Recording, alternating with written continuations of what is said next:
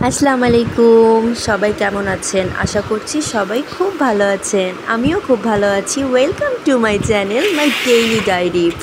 তো ভেবেছি যে প্রতিদিনের সকালটা না এই চিয়া সিড ড্রিঙ্ক দিয়ে আর বোরিং করব না। তো এই তো সকালটা শুরু করব এখন থেকে এই মিষ্টি রোদ আর এই ওয়েদারটা দিয়ে। তো চলুন শুরু করি আজকের ব্লগটা।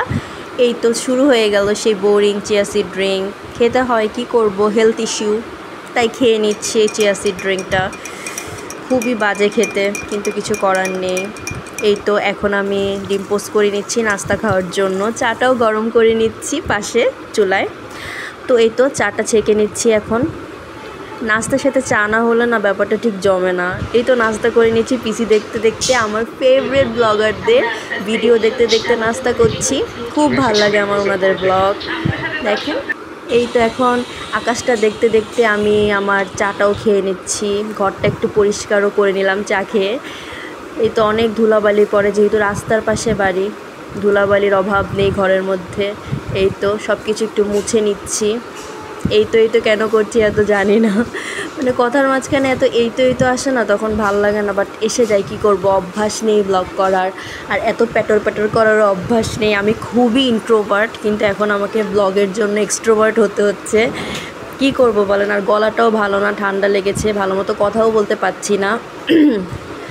এখন আর কি করার, একটু ভয়েস ওভার তো দিতেই হবে। এই তো পটর পটর করতে করতে এখন আমি বিছানাটাও ঝাড়ু দিয়ে ফেললাম। প্রতিদিনের কাজ আর কি করব, প্রতিদিন যা করি আর কি তাই দেখাই। এখন দেখেন পুরো পাহাড় হয়ে আছে কাপড় চোপড়। কী করব, এখন এই কাপড় চোপড়গুলোও গুছিয়ে ফেললাম। দেখতে যতটা সহজ, করতে না ঠিক ততটাই কঠিন। করতে কিন্তু আমার বেশ সময় লেগেছে, মেলা সময়। তো এই তো দেখেন পিক্সি কী সুন্দর বসে আছে। কারেন্ট চলে গিয়েছিল, তাই শুয়ে শুয়ে ফ্যান দেখছিলাম। কি করব।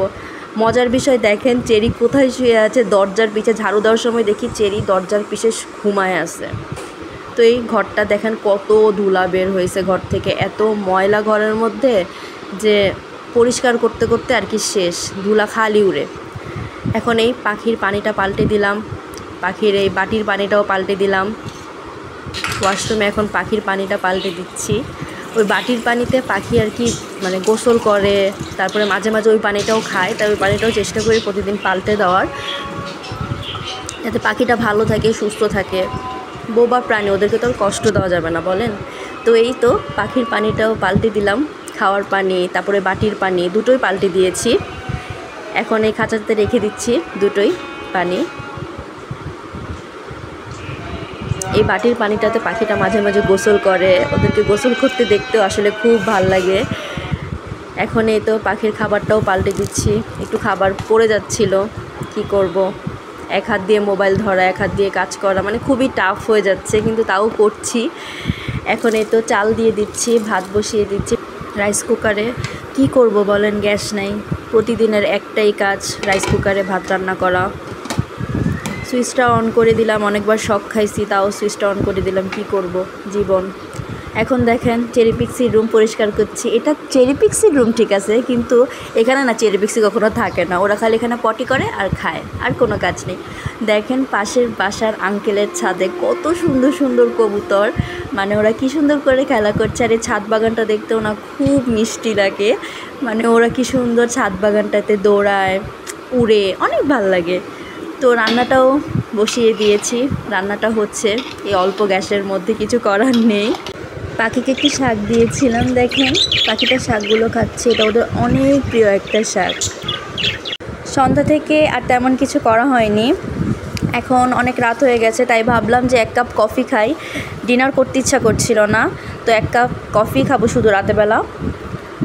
গুড নাইট সবাইকে, সবাই খুব ভালো থাকবেন। আর আমার ভিডিওগুলো যদি ভালো লেগে থাকে আমার ভিডিওতে একটা লাইক করে দিবেন, আমার চ্যানেলটাকে সাবস্ক্রাইব করে দিবেন, কমেন্ট এবং শেয়ার করতে ভুলবেন না।